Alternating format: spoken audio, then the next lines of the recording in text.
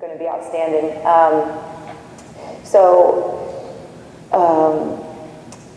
You know, with Ose, since this was only his third 10K, he again didn't give him a bunch of details. The one thing he said is like, I just want to know who you think is going to be up front with me. And like that would give him a sense of calm. It's like, so, I mean, I guessed that it would be a German, a Greek, and a Canadian. That's exactly what I thought would happen. Richard Weinberger from Canada had been having a really great year. Thomas Lurch is the all-time greatest open water swimmer ever. And then there was Greek Spiro has been known for, he's been at the top of the world for a long time. So like Ose said that when he was on the last lap, or maybe on the 5th lap, he was breathing and he saw Richard on his side, and he said he didn't freak out. He just stayed completely relaxed because he knew like that's what we talked about. And so he thought, oh, this isn't some new person coming up. And I guess that's a big thing. I don't think just because you're the fastest 10K swimmer in the pool, or you swim straight for 2 hours, or maybe you swim 10 1,000s faster than anybody, I don't think that necessarily relates to being the best 10K swimmer in open water. In open water, you are balancing so many different things. You're managing stress. You have to have like a great periphery vision about what's going on around you, and not freak out when something happens. This summer in Barcelona, Haley was leading the 5K, and all of a sudden she's following the lead boat. Well, the lead boat was not going on course. So all of a sudden Haley's like in 10th, and the Brazilian girl was in first all of a sudden. So Haley had to dart back over, get back into the race, and she ended up thinking like, okay, well, this is a great opportunity for me to sit back and I can draft. And I guess that's what I mean by teaching the athlete to kind of take ownership over the race, because that's not something I can communicate with her during it. I just have to prepare her with different scenarios, and if this happens, what are you going to do? How are you going to respond? And I guess that kind of goes along with that. I think you can train in a pool, and I think you can be the fastest. Your goal is to be as fast as you can be in the pool, but I definitely think you need to race open water races to get your experience doing that, and drafting and changing positions and being comfortable going through turns. And training camps are so important. Like Becca Mann was 15 years old, and it was her first World Championships this summer. And she was like, I learned so much just from having our whole team practice. We set up a little mini course, and she just practiced going through turns and doing all these things. And having 8 people around you is very different than doing that with, at home by yourself maybe. So I'm just going to run through. This is just pictures after the 10K. Ose and Haley, and then, I think my lessons learned over the years have been to remain flexible. A lot of times, you don't know what course, you don't know what's going to be available as far as pool time. So you may have a short course pool, you may have a long course pool, you may not have any pool, and you have to go to open water. And so I've really tried to let a plan, not be so focused on my one plan, but be okay with mixing things up, and your body is getting used to changes and throwing different things at the kids. And actually this summer in Spain, we thought we had great open water training time, and we were going to be in kayaks with the athletes out training, and then the Coast Guard came and yelled at us, and we were like, whoa. We just realized we had to kind of adjust our training time, do an hour in the pool, and then the last hour we went in open water and didn't set up a course, and that was okay. And it's like, that's where maybe my goal was to make sure everybody did 7,000, but I'm not going to break it down and think, well, since we did 4,000 in the pool, I need to get 3,000 done open water. I just think it's a little bit different. There's no walls, there's just a lot of things going on. So I think it's just, you just try to get the best that you can out of those opportunities to train in open water. Flexibility, it's like I've got to trust that the athletes are going to be flexible and go with it in the middle of a race.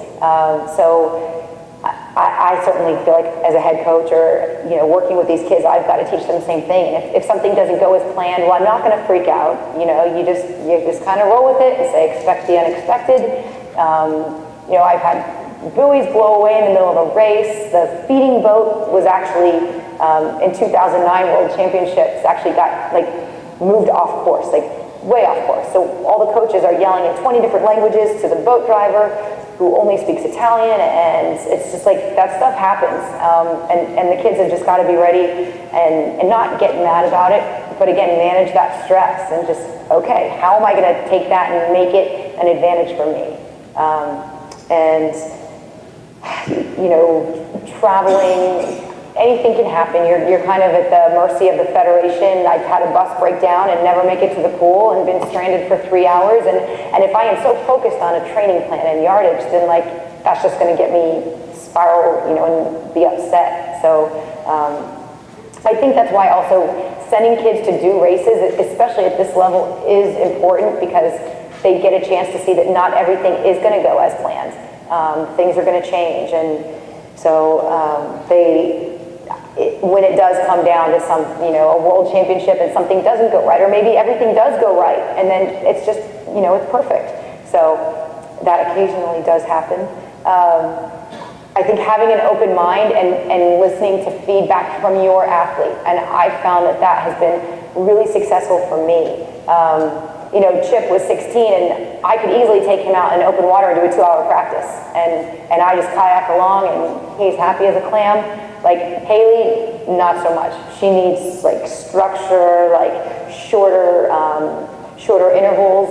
Tell her, you're going to go hard for 2 minutes, then you're going to go easy for 3 minutes, and then you're going to go hard for 3 minutes and easy for 2 minutes. So I kind of, with her, have to keep it a little shorter, otherwise I lose her. You know, when kids do come out of a race, and you know, I'm like, Haley, what did you learn from this? Or you know, Ose, what did you learn from Cancun? Talking about it, watching any portion of the race online. I think that's why I love it so much, is like the interaction and the conversation that goes on, because I'm not telling them necessarily what you did was right or what you did was wrong. You can't control what anybody else does, and if something happens that goes wrong in the race, it's like you've just got to make it work for you. And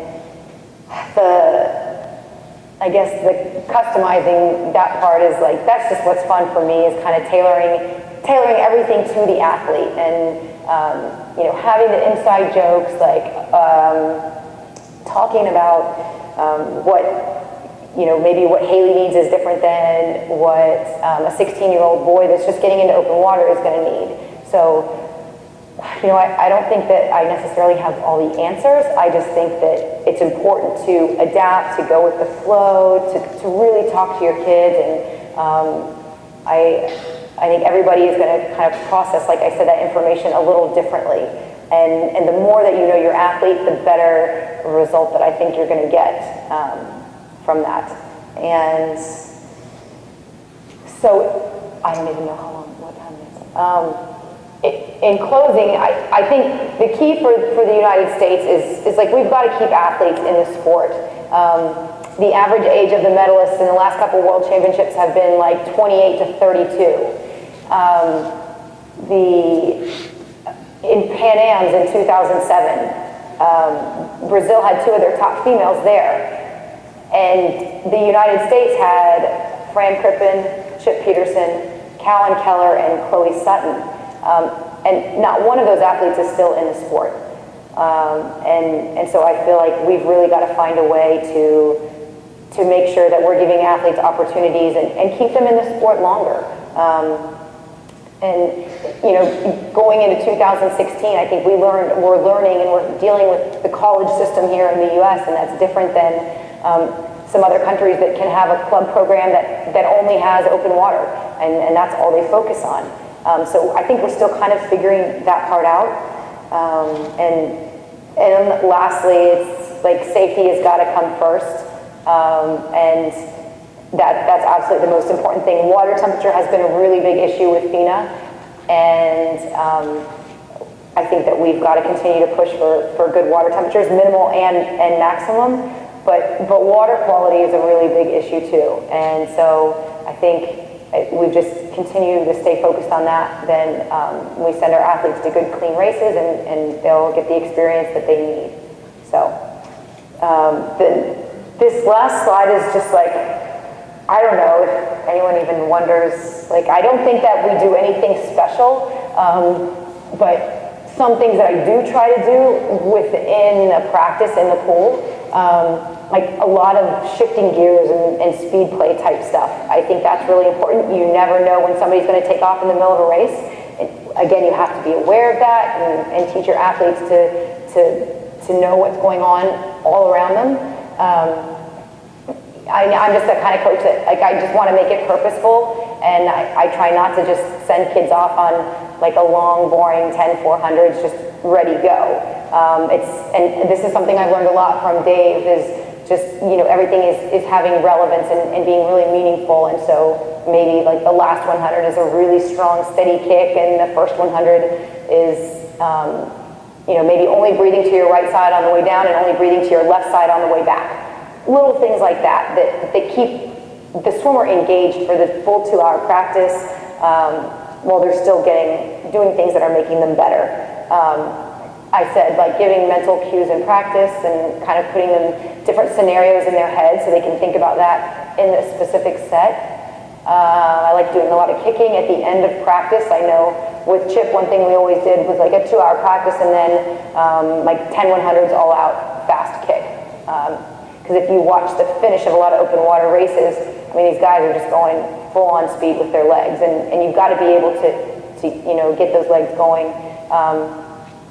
And same thing with like getting into the finish it's important to have, I think, a really high stroke rate where you're still holding water, but the first hand it touches that finish pad. There's no time involved in open water, so you've just got to be able to keep your head down. Hopefully you're sighting the right line and set everything up. So like we'll do head down, fast finish, last 10 yards, no breath. And almost like a straight on, like windmill type stroke into the wall. Like I definitely would have kids take gels in the middle of practice so that they know how their body is going to react and if that's going to affect them. And that's probably more for like somebody just getting into open water initially. Like at this point now, I think the athletes at this level kind of know what they're going to do, and their body knows how it's going to respond. I will say another observation I had from 2000 or this past World Championships. In the men's 10K, I was right with the Greek coach, and his swimmer was maybe in 10th and gradually moved up to 3rd. And on the last lap, each lap was about 1,200 meters, he actually fed twice. So he stopped at the feeding dock once. He was the only athlete that stopped. And then he took a gel with about 1,000 to go. And afterwards I'm talking to Os a little bit, and I was like, well, how much did you feed on the 10K? And he's like, oh, I didn't feed at all. And if you watch the finish, the guy from Greece just like completely accelerated. His whole last lap was so fast, and like I definitely think that had something to do with it. And it's kind of like it can be a boxing match for 2 hours, an hour and 45 minutes. And so I think it's really good to be fit out of the water, and whether that's spinning, running, kickboxing classes, just kind of having that, just making sure that you're confident in not that you're not being afraid to throw an elbow here and there, but I think it's good to be really fit out of the water. And Haley was running like every third day up to the 10K, in addition to the pool training. And then middle of the pool sprints, I mean, you guys all know, just start from the middle of the pool, no wall, sprint in, do that a couple times and start out one place and make sure they finish somewhere else. And then in open water stuff, for some of the newer kids that we work with on the national team, we'll just have them take off their cap, take off their goggles, and just swim straight. Close your eyes, swim straight for about 20 strokes, see where you end up. And we did that this summer with Becca, and Becca was probably I think she was the only girl on the team that had never been on a world championship team before, and Jordan from Team Santa Monica. So the other 6 guys were all veterans, and they all like right on line, swimming straight. Like Becca ended up way over here, Jordan's way over here. So it just kind of gave them a sense of like, when they have their head down or swimming fast, like this is the side that you're going to tend to go to, or maybe you're more comfortable swimming one direction than another. And I mean, anything like 40 strokes fast, 40 strokes easy, 30 strokes fast, 30 strokes easy. And this is just stuff in open water, because I do, again, try to give a lot of detail when they are swimming open water, because otherwise it's like, I think it's boring to just go out and come back. So I'll do like leapfrog drills, rollover drills, and all these are things that I would do like with the national team group, not necessarily like Haley and Oast do not go out and practice this like once a week. I would say they maybe did 3 practices in open water, and one being in Manhattan Beach in the ocean, one being in Long Beach, and another one back in Naples Island, just kind of swimming around the canals. So, well, that's all I have. I have about like 6 or 7 slides of practices that Haley did that I would send to Bryce and Tim Murphy, and so I don't know if you all want to see any of them. I can have you come up and look at them if you're interested in seeing. Like Haley hates kicking, so but I do try to make her do some kicking in there. We do like a lot of knuckle paddles, and that comes from Dave, mainly just like working on holding the end of your paddle and keeping your elbow up. Let's see. Again, like you see just some speed play here. During the college season, when we knew Haley was really focused on open water, we would try to maybe give her something that was a little bit different than everybody else was doing, just to make sure that she still felt special. So it's like, okay, everybody, you're doing this set, but Haley, you're going to do it with your snorkel, and then you get to add paddles the last, you know, whatever, 200. I mean, I think you see it's not, you know, she definitely is training, and the same thing for Os. They're definitely doing things that a pool swimmer would do. So, does anyone that has any questions?